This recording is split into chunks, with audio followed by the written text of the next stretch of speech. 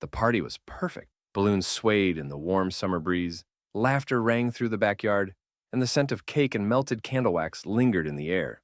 I had just turned 12, and for the first time, I felt like I had a real group of friends. We played games, devoured snacks, and ran through the sprinklers until the sun dipped below the trees. My parents took plenty of pictures, wanting to capture every moment. It wasn't until later that night, scrolling through the photos, that I saw him. In the middle of a group shot, between my best friend Aaron and my cousin Lily, stood a boy I didn't recognize. He wasn't smiling like the rest of us. His face was pale, his eyes too dark, and his clothes, an old-fashioned button-up and suspenders, looked decades out of place. His arms hung stiff at his sides, and his expression was blank, almost waiting.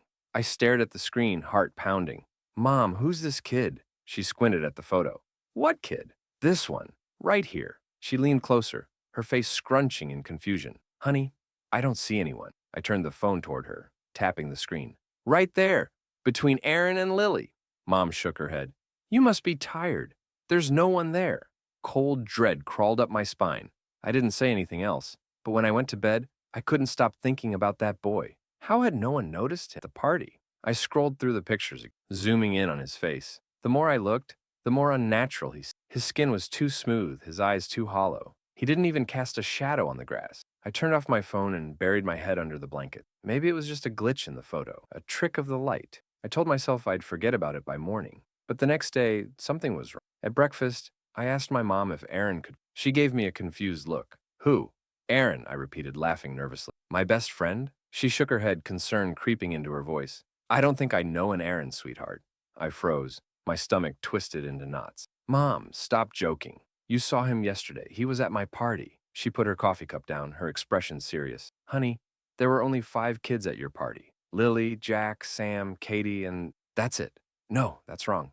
Aaron was. We've been friends for years." I ran to my room, grabbed my phone, and pulled up the pictures. But Aaron wasn't in any of them. The group shot was the same, except now, the empty-eyed boy stood where Aaron had been. My breath hitched. I scrolled frantically other pictures, but there was no trace of Aaron. I called his number. Disconnected. I checked our texts. Gone. I looked for our old photos. They weren't there. I sprinted to my closet, digging through my old notebooks, birthday cards, and drawings. Every memory I had of Aaron had vanished. No birthday wishes in my old cards, no pictures of him in class, nothing. I sat on the floor, my head spinning. I knew he had existed. We had been inseparable since 2nd grade, but it was like the world had erased him. That night, I barely slept. I kept checking the photos, hoping, praying I was imagining. But every time I looked, the boy in suspenders remained. And the next morning, someone else was Lily. I ran downstairs, frantic, but my mom's response was the same. "Who?" I checked my phone. Every picture of her was gone. The group shot had changed again. The boy had moved. He now stood where Lily had been, closer. I couldn't breathe. I spent the next day terrified, avoiding the photos, afraid to look. But at night, curiosity got the better of me. My hands trembled as I opened my camera roll. 4 people were missing. The boy stood closer, his lips curled slightly, almost a smile. I shut off my phone, my heart racing. I couldn't let this continue. I didn't know what was happening, but if I kept looking at the pictures, if I kept acknowledging his presence, he was going to take everyone. I tried to stay awake, but exhaustion won. When I woke up, I was alone. My house was empty. The furniture was gone, the walls were bare. No voices, no footsteps, no sound, except for my own breathing. I ran outside, only to find the neighborhood empty too.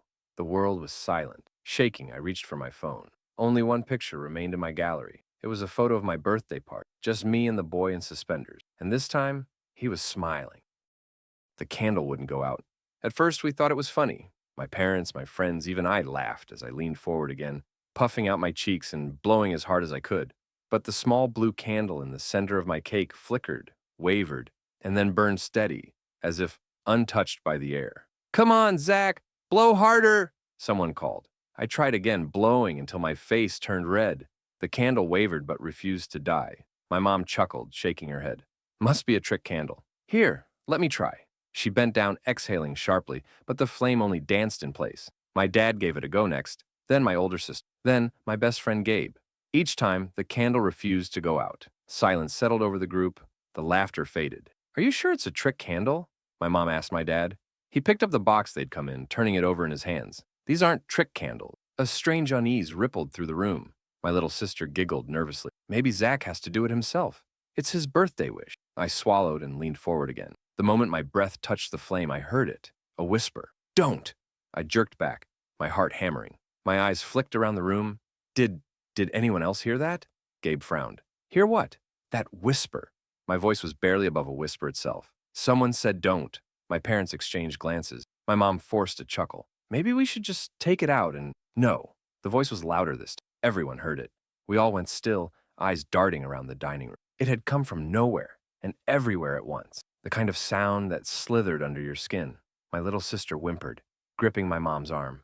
I stared at the candle. The flame burned unnaturally steady, no longer flickering, no longer moving at all. The wax wasn't melting, it just stood there, waiting. A cold sweat broke out across my skin. I wanted it gone. I didn't care about my wish anymore, just wanted it out. I took a deep breath and blew as hard as I could. The flame didn't even flinch. Instead, the light around us dimmed. The kitchen bulbs flickered, the shadows stretching unnaturally long. A chill seeped into the air, and the hairs on my arms stood on end. Then, from somewhere deep in the house, something creaked, a door opening, slowly. My mom turned toward the hallway. Maybe it's just a thud. Then another, like footsteps, heavy, deliberate, coming closer. The candle's flame grew taller, licking the air in excitement. I swore I saw something move inside it, a twisting, writhing shape trapped in the light. The footsteps grew louder, closer. I couldn't breathe. Zach, Gabe whispered, make a wish, fast. I squeezed I wish for this to stop. I opened them. The candle snuffed out. The room plunged into darkness. For a moment, silence. Then, the lights flickered back on. The warmth returned. My parents, my sister, my friends, everyone sat frozen, eyes wide, breath shaking. The room felt normal again. The candle was gone, not melted, not removed, gone. No one spoke of it. The party ended shortly after, everyone too uneasy to stay. My parents tried to shake it off, pretending it was just a strange prank or faulty candle. I knew better. That night, as I lay in bed, I heard a whisper, "See you next year."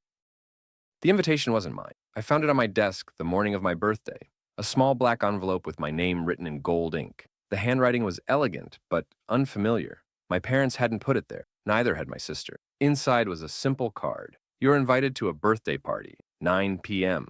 Follow the balloons. There was no address, no sender, no name. I showed it to my parents, expecting them to laugh and tell me it was part of a surprise.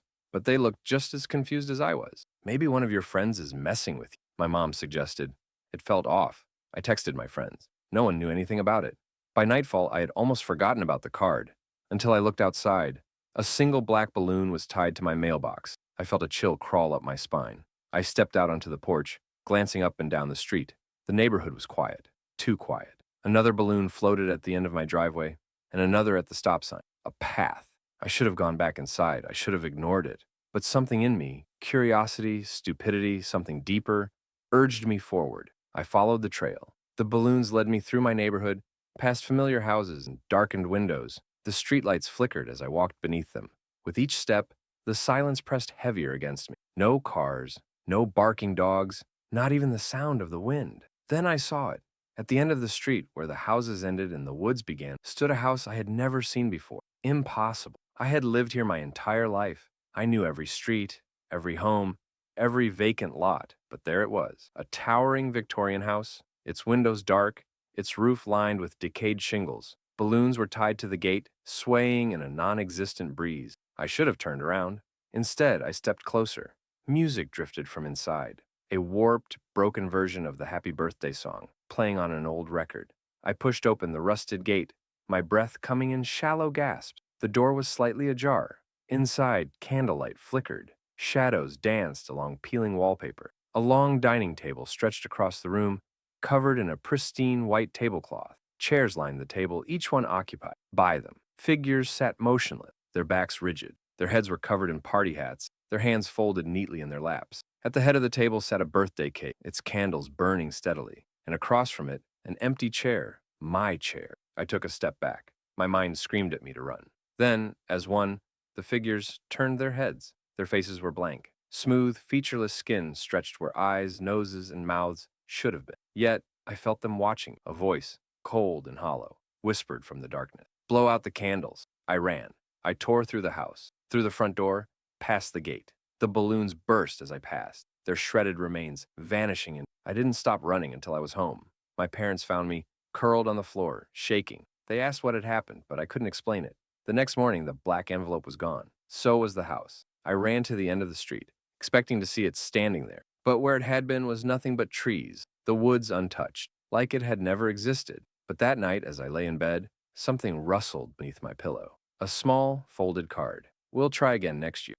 I was never supposed to have a birthday party that year. My family had just moved into a new house, and things were tight financially. My parents told me we'd celebrate with a small cake, just the three of us. No decorations, no guests, nothing fancy. I understood, but I still felt disappointed. That's why I was so surprised when I came home from school to find the living room decorated with balloons and streamers. A banner reading, "Happy Birthday, Danny," hung above the kitchen entrance. "Mom? Dad?" I called, stepping inside.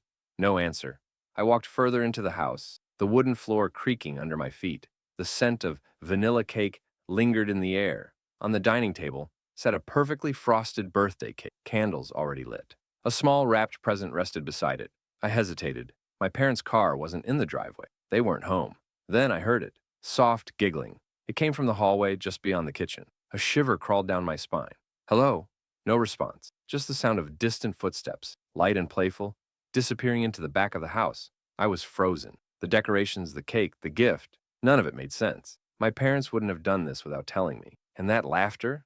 It hadn't sounded like them. I stepped toward the cake, my breath unsteady. The candles flickered, though there was no breeze. The flames burned taller than normal, twisting unnaturally as if watching me. Then I noticed something else. The picture frames on the walls had changed. Every photo of me and my parents had been replaced. The frames were the same, but the images were different. The faces were blurred, distorted, their smiles too wide, their eyes too dark. And in each picture, there was someone else, a child, not me, a boy, maybe my age, standing in the background of every image, barely noticeable at first glance. His head slightly tilted, his expression unreadable. I turned away, heart pounding.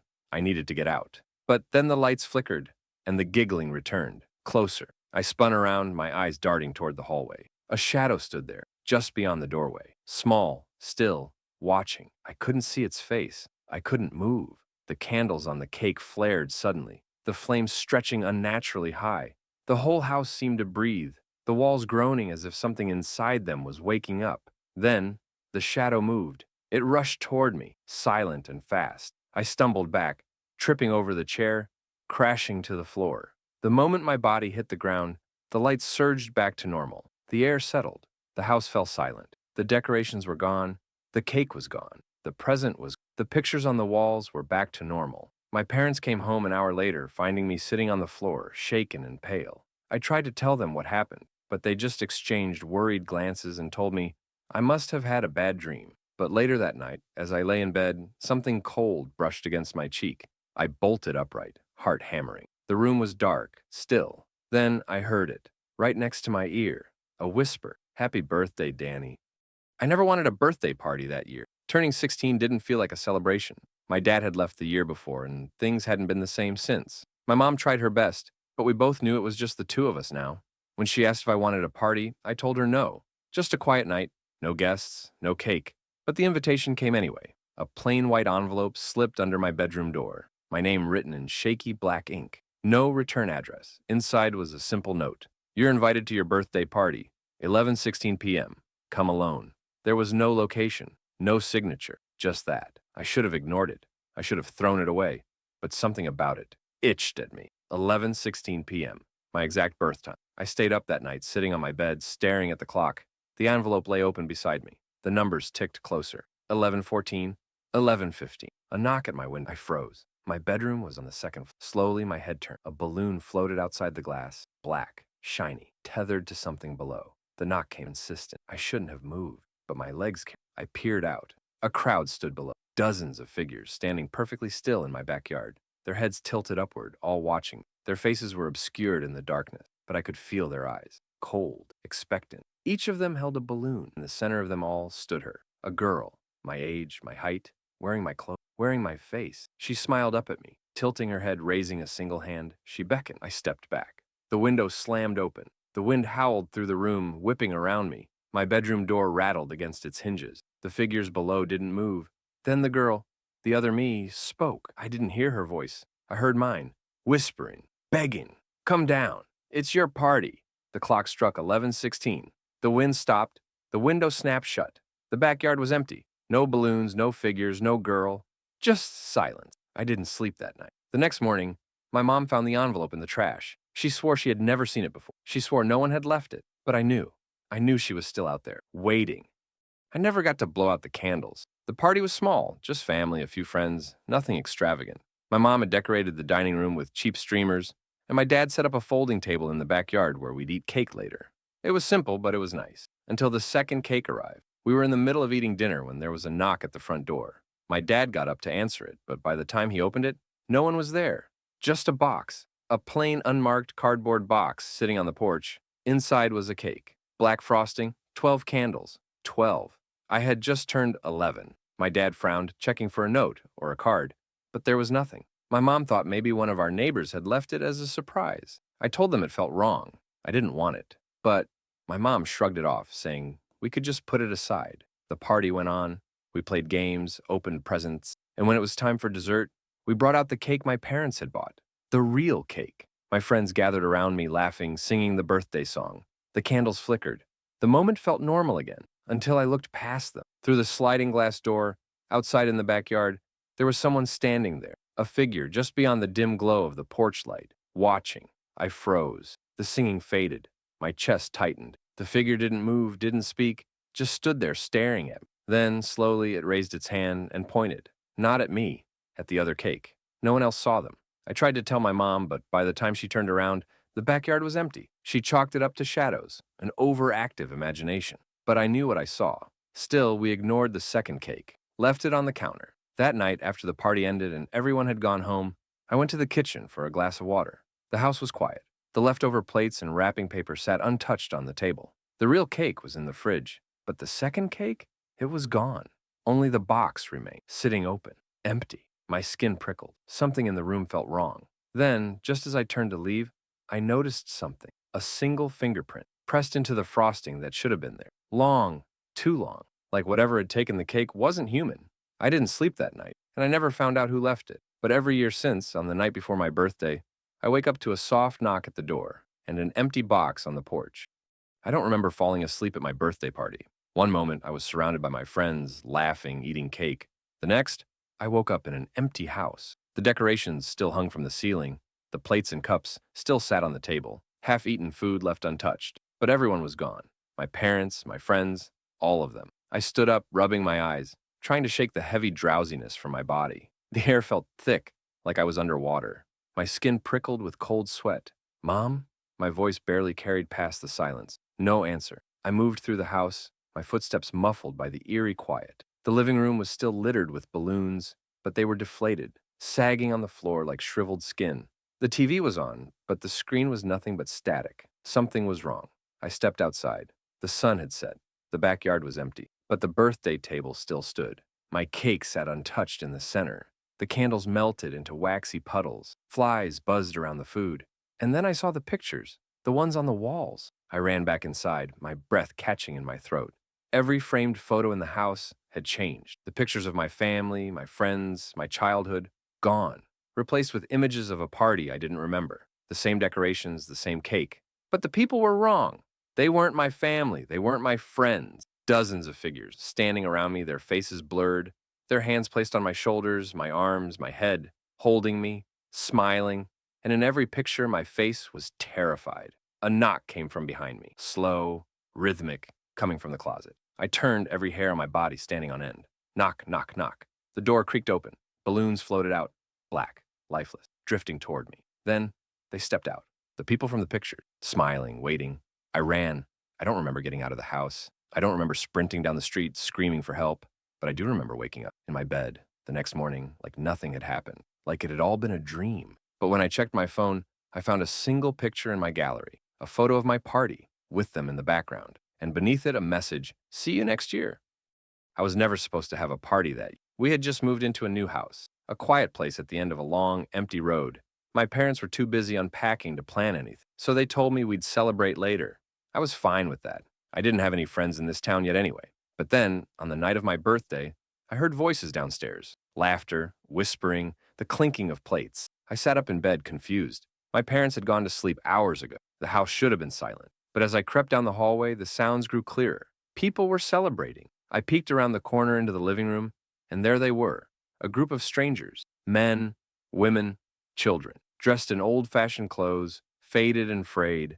They sat around a long wooden table, my dining, covered in plates of food I didn't recognize. Roasted meats, thick soups, strange-colored cakes. Candles flickered in the dim room, casting long shadows on the walls. At the head of the table sat a boy, my age, but he wasn't me. He had my birthday hat, my birthday banner behind him, a cake in front of him, covered in candles. And then, as if sensing, he slowly lifted his head. Our eyes met, he smiled, and blew out the candles. The room went black. For a moment I was nowhere. No sound, no light, just an empty, suffocating void. Then, I woke up, in my bed. The house was silent again. My parents were still asleep. No voices, no party, just the soft hum of the wind outside. Had I dreamed it? I wanted to believe that, I really did, until I walked downstairs the next morning. The dining table was clean, too clean. The plates were gone, the candles were gone, the banner was missing. Like a party had never happened, except on the floor, beneath the table, sat a single, half-melted candle, and on the wall, where the banner had been, a single message was scratched into the wood. We had fun. Let's do it again next. I never wanted a big birthday party. I told my parents that over and over again, but they insisted. You're turning 17, my mom had said. You need to celebrate. So they threw me one. A party in our backyard with string lights, music, and a bonfire. A few friends from school came. My cousins showed up. It wasn't awful, at least not at first. The real horror started when we took the group photo. My mom gathered everyone near the bonfire, telling us to squeeze in close. Someone handed her my phone, and I stood in the center, my friends laughing on either side. The fire crackled behind us, casting an orange glow. She took 3 pictures, just 3, and that was all it took. Later that night, after the party had died down and the guests had left, I lay in bed scrolling through my photos. The first picture was fine. The second one was fine. The third one, something was wrong. The group was still there, all of us smiling, except for me. My face wasn't there. I wasn't just blurred or blocked. I was gone. A blank space stood where I should have been, like I had been erased. My hands went cold. I checked the first 2 photos again. I was there. But in the last one, I was missing. Number not missing. Replaced. Because when I looked closer at that empty space, I saw something else. A hand, pale, thin, reaching out from the shadows, fingers curling around where my shoulder should have. I shut off my phone, threw it across the room. I barely slept that night. The next morning, I worked up the courage to check my phone again. The pictures were still there, unchanged, but something was different. The first photo, the one that had been normal before, I wasn't in that one anymore either. The second photo, gone. And in their place, in all 3 photos, that same hand, that same thing, crawling closer. By the end of the day, my entire camera roll had changed. Every photo I had ever taken, ones from childhood, family vacations, school dances, I was gone from all of them. And in every single one, that hand remained. Closer, closer. Until, in the very last photo, it wasn't just a hand anymore. It was a face staring at me, smiling. The next day, my parents tried to take a new photo of me. But when they looked at the picture, I wasn't in it. I don't know who blew out my candles. It wasn't me. It should have been. It was my 18th birthday, after all. My parents had thrown a small party at our house. Nothing extravagant, just close family, a few friends, a homemade cake, the kind of thing I'd always had growing up. But this time, something felt wrong from the beginning. It was small things at first. When my mom lit the candles, the flames flickered too much, like there was a breeze in the room, even though the windows were shut. The air felt heavy, like someone else was in the room watching. My skin prickled, but I told myself I was imagining things. Then came the song. Everyone started singing, their voices filling the room. I smiled, staring at the cake in front of me, the candles reflecting in my eyes. But as they sang, as they reached the last line of the song, I heard something else, a voice, a whisper, right behind me. Make a wish. I froze. The singing ended. My heart pounded. I turned my head slightly, but there was nothing there. I swallowed hard, forcing myself to focus. Maybe it had been someone in the room, a cousin whispering to mess with me. Maybe my nerves were just on edge. So I took a breath. I leaned forward, and then the candles blew out, all at once. But I hadn't moved. I hadn't done anything. A chill shot through my spine. My friends clapped. My mom laughed, but my dad frowned. "Did you blow them out already?" he asked. I shook my head, my voice caught in my throat. "No," I whispered. Silence. The room suddenly felt colder. Then, a chair screeched across the floor. Empty, like someone had just stood up. Everyone stopped, stared. I barely had time to react before my mom gasped. "Your cake," she said. I looked down. The smooth white frosting was ruined, no longer blank, no longer waiting for me to cut it. Instead, words were carved into the surface, dragged into the frosting by invisible fingers. I made a wish too. I shoved back from the table, knocking over my chair. My stomach twisted. My dad cursed under his breath, grabbing the cake to check it, but it was real. Not a prank. Not a trick. Someone, something, had left that message. And then, from somewhere in the house, the sound of another breath, like someone else was still in the room. My birthday ended early that. We didn't eat the cake. We threw it away. But later, long after the guests had left and my parents had gone to bed, I lay awake in my room, staring at the ceiling, trying to convince myself it was all in my head. That's when I heard it again. That whisper, right beside my ear. I hope your wish comes true.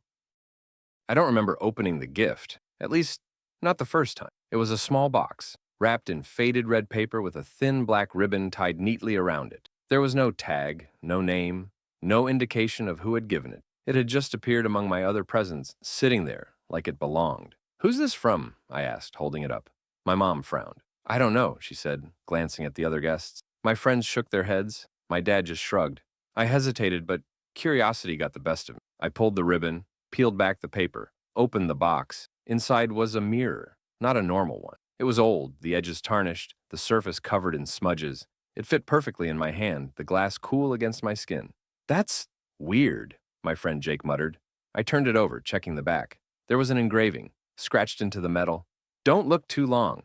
A chill ran down my spine. I forced a laugh. "All right, who's messing with me?" No one answered. A weird feeling settled in my stomach, but I shook it off. "Whatever," I said, setting the mirror down. The party went on. We ate, we laughed, we played games. But that night, I had a dream. I was sitting on my bed, staring at the mirror. The reflection wasn't right. My room was the same, my bed, my posters, my desk, but I wasn't there. The mirror showed my empty room, like I didn't exist. Then, slowly, something stepped into view. A shape, a figure. It moved toward the glass, from inside the reflection. I tried to look away, but I couldn't. My body wouldn't move. My eyes wouldn't shut. The thing inside the mirror tilted its head, studying me. Then it smiled. I woke up gasping. My heart pounded in my chest, my sheets damp with sweat. I sat up, breath shaky, trying to convince myself it was just a nightmare, until I saw the mirror sitting on my nightstand. But I hadn't put it there. I had left it downstairs. My stomach twisted. Slowly, I reached for it. My fingers trembled as I lifted, turning it over. The engraving had changed. "You looked too long." I threw it across the room. The glass shattered against the wall. For a second, everything was silent. Then, just as I started to calm down, I heard it, a whisper, from inside the broken shards. "Now I can see you too." I never met the boy in the mask, but he was in every picture. It was my 12th birthday and my mom had gone all out.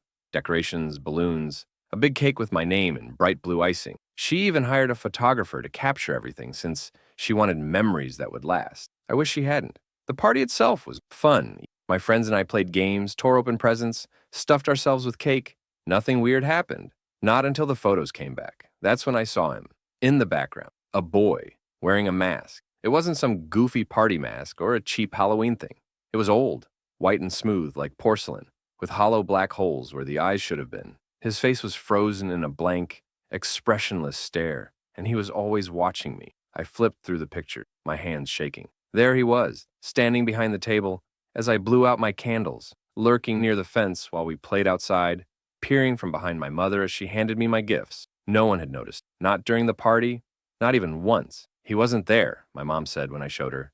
"That's impossible." But the proof was right in front of us. And then, as I kept looking, my stomach dropped. Because in every picture, he was getting closer. At first, he was distant, a shadow in the background. But in each new photo, he had moved slightly forward, step by step, inch by inch. By the last picture, he was standing right behind me. I could see the details of the mask, the faint cracks in the porcelain, the way his fingers, thin and pale, hovered just above my shoulder. I felt sick. I turned the photo over as if that would help somehow. That's when I noticed the date printed on the back. Not my birthday, not even the right year. It was from exactly 20 years ago. I flipped it over again, staring at the masked boy. My skin crawled. I didn't understand. Until my mom said, in a voice barely above a whisper, "I've seen that mask before." My blood ran cold. She disappeared into the basement and came back minutes later, carrying something in her hands, a dusty old album. She flipped through it with shaky fingers, then stopped. She turned the book around and pointed. It was a photo of her. On her 12th birthday, same decoration, same house, same cake, and in the background, the boy. The same mask, the same empty stare. He was there too, she whispered. We burned the photos that night, but sometimes, when I look at my reflection in dark windows, I swear I see him standing just behind me. I was never supposed to see the video. It was my cousin's birthday, and like every year, my aunt filmed the whole thing. Nothing fancy, just her phone propped up on the counter, recording while we sang, ate cake, and messed around. A few days later, she sent me the video. In case you want to relive the fun, she joked in the text. I almost didn't watch it. I wish I hadn't. It started out normal. My cousin sat at the head of the table, grinning as we sang. His cake was in front of him, candles flickering. Everyone was laughing, clapping, having a good time. But then, something changed. About halfway through the video, I noticed it. Something in the background. A figure, standing in the doorway behind us. I frowned, rewinding the footage. Yes, there it was. A person, just barely visible in the shadows of the hallway. They weren't moving, just standing there, watching. I stared at the screen, my chest tightening. Who the hell was that? The figure was blurry, almost wrong, as if the camera couldn't fully capture them. But I could make out enough. Long, dark hair, a twisted, grinning face. I didn't remember anyone like that at the party. My skin prickled. I fast-forwarded. The figure didn't leave. Through the entire video, while we laughed, while my cousin opened gifts, while we stuffed our faces with cake, they stood there, still, silent, unnoticed. By the end of the video, my hands were shaking. I wanted to believe it was just a trick of the light, a weird camera glitch. But then, just before the video cut off, the figure moved, a single step forward, right as the screen went black. My stomach twisted. My breathing turned shallow. I called my aunt immediately. Who was in the hallway during the party? I asked, trying to keep my voice steady. There was a long pause. What are you talking about? She said. The person in the video, standing behind us. She was silent for so long that I thought the call had dropped. Then, finally, she spoke. I filmed that alone, she whispered. No one else was in the house. A chill ran down my spine. I wanted to tell her she was wrong, that it was just some trick of the camera. But then I checked the video again, and this time, at the very end, right before the screen went black, the figure turned its head and looked directly at me. I wasn't supposed to be at the party. It was for a kid I barely knew. Ethan, a friend of a friend. I only went because my buddy Jake begged me to tag along. Dude, it'll be fun, he insisted. Free cake, free food. What's the worst that could happen? I found out soon enough. The party was at Ethan's house, a massive, creaking old place on the outskirts of town. The kind that felt too big, too empty. As soon as I stepped inside, something felt off. The air was thick, heavy, like the house was watching. I shook it off, probably just my imagination. For a while, things were normal. We played games, ate pizza, laughed at dumb jokes. Then, when it was time for cake, Ethan's mom brought out a huge, fancy-looking birthday cake with 15 candles. That's when the weirdness started. We all gathered around singing the usual off-key, "Happy Birthday." Ethan grinned, took a deep breath, and then, before he could blow out the candles, they went out by themselves. Every single one. The room fell silent. For a moment, nobody moved. Then, awkward laughter. A few people clapped, joking about ghosts and automatic wishes, but Ethan wasn't laughing. His face had gone pale. His hands were trembling. "Hey, man, you okay?" Jake asked, nudging him. Ethan didn't answer. He just stared at the cake, his breathing shaky. Then, he whispered something, so soft I almost didn't hear it. "It's happening again!" Before I could ask what he meant, there was a sudden bang. A door upstairs, slamming shut, hard, like someone was up there. But Ethan's mom had told us no one else was home. Everyone went quiet. A few kids glanced around, nervous. One of the girls laughed uneasily. That was the wind, right?" No one answered. Then, footsteps, slow, deliberate, coming from upstairs, coming down the hall. The air grew colder. My skin prickled. Ethan stood up suddenly, knocking over his chair. "Party's over," he said quickly, his voice shaking. "Everyone needs to leave. Now." "What, dude?" Jake started, but Ethan turned to him, panic in his eyes. "I'm serious." "Get out!" Something in his voice made my stomach drop. We didn't argue. People grabbed their coats, their phones, their bags, rushed for the door. I followed, but as I turned for one last look, I saw something that made my blood run cold. The birthday cake. The candles. They had lit themselves again, and in the flickering flames, I saw a shadow. Not mine, not Ethan's, something else, watching us leave. I don't know who left the extra chair at the table. It was my birthday, and my mom had set everything up. Balloons, cake, the whole thing. It was a small party, just close friends and family. But as I looked around the dining room, something felt wrong. There were 11 guests, but 12 chairs. "Hey, Mom," I asked, pointing at the empty seat. "Who's that for?" She frowned. "What do you mean?" I gestured around. "There's one extra." She looked at the table. confusion flickering across her face. Then she froze. Her hands tightened on the chair. I don't remember putting this here. That should have been it. We should have moved the chair, ignored it, carried on with the party, but we didn't. Instead, my dad chuckled. Guess we've got an invisible guest, huh? Everyone laughed. I didn't. The air felt thick, like someone was sitting there, watching, but I ignored it. We ate cake, played games, and for a while, I forgot about the extra chair. Until we started taking pictures. That's when everything went wrong. My mom snapped a group photo, me in the center, surrounded by my friends. She checked her phone, making sure it came out clear. Then, her face drained of color. What's wrong? I asked. She didn't answer. Slowly, she turned the phone toward me, and my stomach dropped. There was someone else in the picture, sitting in the empty chair, a man. His face was blurry, like the camera couldn't focus on him. His head tilted at an unnatural angle, his hands resting on the table. Too pale, too wrong. And the worst part? He was looking right at me. I shoved the phone away. That's a joke, right? Some kind of filter? My mom didn't answer. She was shaking. My dad grabbed the phone, squinting at the screen. It's just a glitch, he muttered. Nothing to worry about. But he didn't sound convinced. And then the chair creaked, like someone was shifting in their seat. The room went silent. No one moved. No one breathed. Then, in the quiet, a whisper, right next to my ear. Thanks for inviting me. I bolted. So did everyone else. We never spoke about it again. The next morning, my mom threw the chair out. But sometimes, late at night, I still hear it creak. I never saw who left the gift. It was my 10th birthday, and the party had been great. Cake, balloons, all my friends running around my backyard. When it was time for presents, I tore through them like any excited kid would. Video games, action figures, clothes from my grandma. Then I got to the last one, a small square box wrapped in plain brown paper. No name, no tag. Who's this from? I asked, looking around. Nobody answered. Maybe someone forgot to write their name, my mom said. Go ahead and open it. So I did. Inside was a porcelain clown doll. I hated clowns. Its face was cracked, the painted-on grin too wide. Its eyes, small black beads, seemed to stare right through me. It wore a tiny red suit with frilly lace at the collar and wrists. The worst part? Its arms and legs were floppy, like a rag doll, but its head was too heavy. I didn't want to touch it.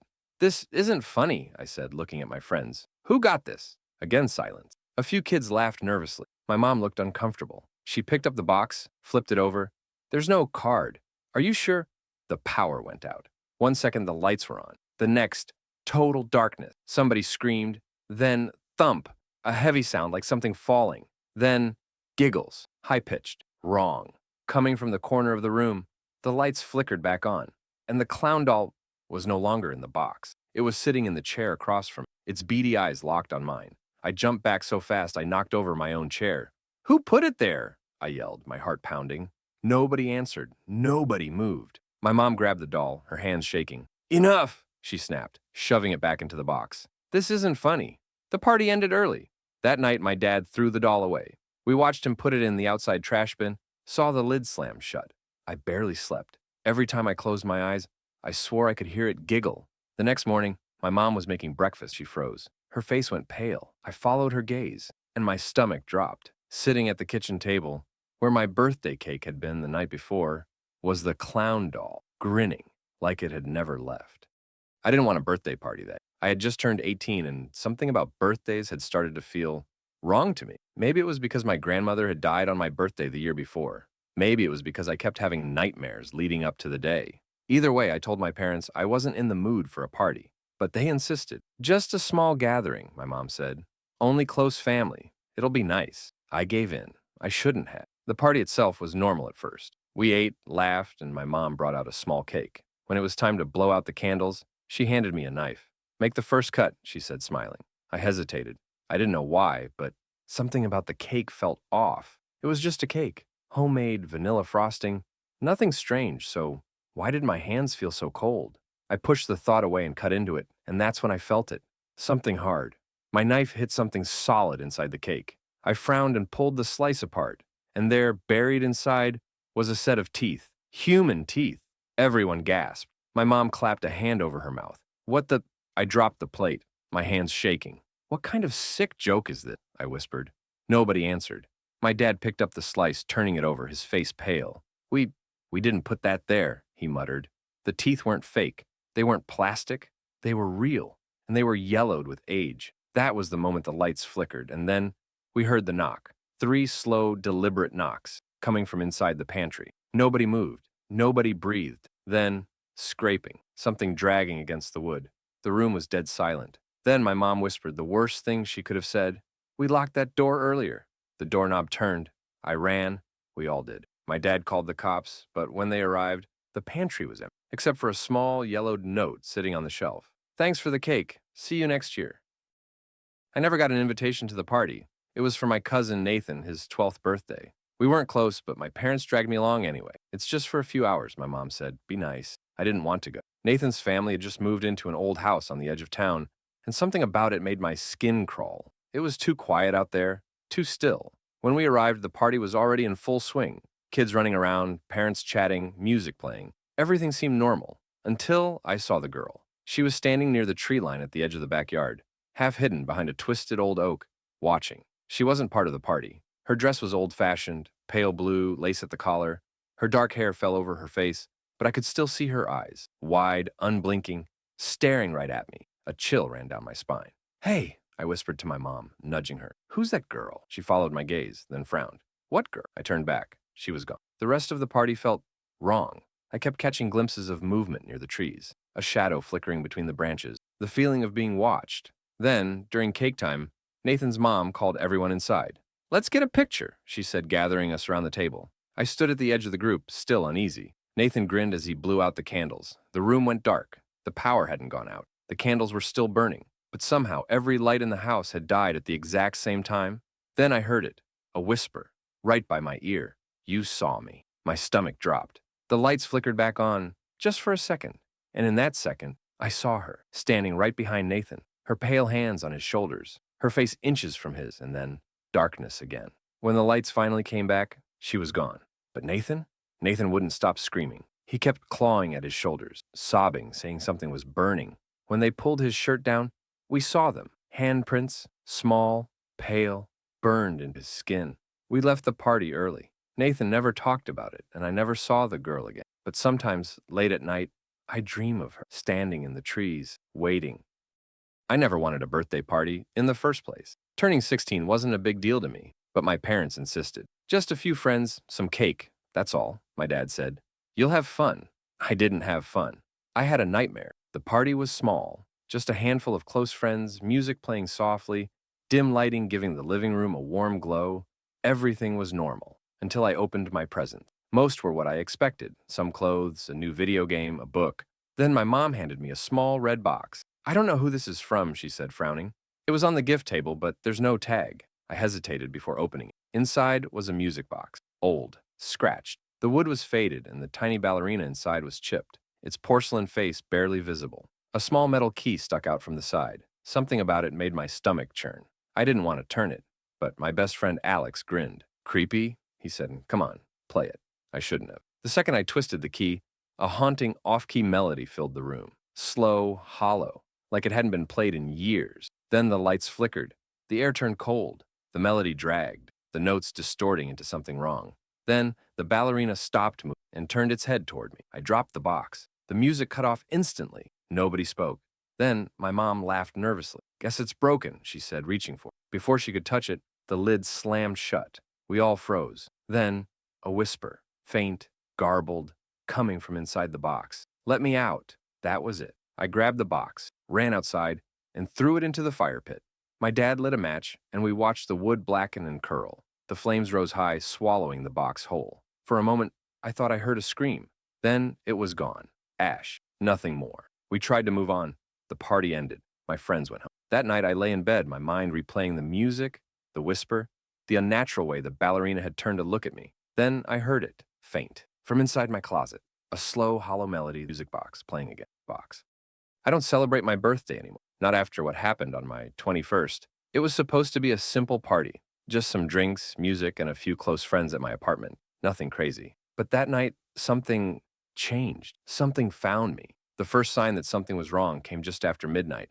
We were all gathered in the living room when someone knocked on the door. 3 slow knocks. Heavy. Deliberate. I frowned. Everyone I invited was already inside. "Maybe it's a neighbor?" Alex suggested. I hesitated, then went to open the door. Nobody was there. Just the hallway. Empty. But as I was about to close the door, I saw it. a single wrapped gift sitting on the floor. It was small, covered in old yellowed paper. No tag, no note. Dude, is this a prank? I called back. My friends just stared, shaking their heads. I should have left it there, but something compelled me to pick it up. The second my fingers touched the paper, a wave of cold air rushed past me like someone had just walked into the apartment. I shivered and carried the gift inside. I should have thrown it away. Instead, I opened it. Inside was a photo, old, faded, curling at the edges. It was a picture of a birthday party. A group of kids gathered around a cake. At first, it seemed normal until I looked closer. The kids weren't smiling. Their faces were blurred, distorted, and in the background, standing in the shadows, was a figure, tall, unmoving. Its face was nothing but a dark void. A chill ran down my spine. What the hell is this? Nobody spoke. Then Alex, his voice shaking, said, "Dude, look at the cake." My breath caught in my throat. The cake in the photo, it had my name on it, my exact birthday, but the picture was decades old. The lights flickered. Then the whispering started all around us. Too many voices, rushing, hissing, laughing. Then a shadow moved, not outside, inside the room, between us. The air turned thick, suffocating. Then the lights went out, and in the darkness, something brushed against my arm. I ran. We all did. We bolted from the apartment, left everything behind. When we finally got the courage to return the next morning, everything was exactly as we left it, except for one thing, the photo. It was still sitting on the table, but this time, there was one more person in the picture. Mr. standing among the blurred-out children, staring, and in the background, closer than before, the faceless figure, right behind.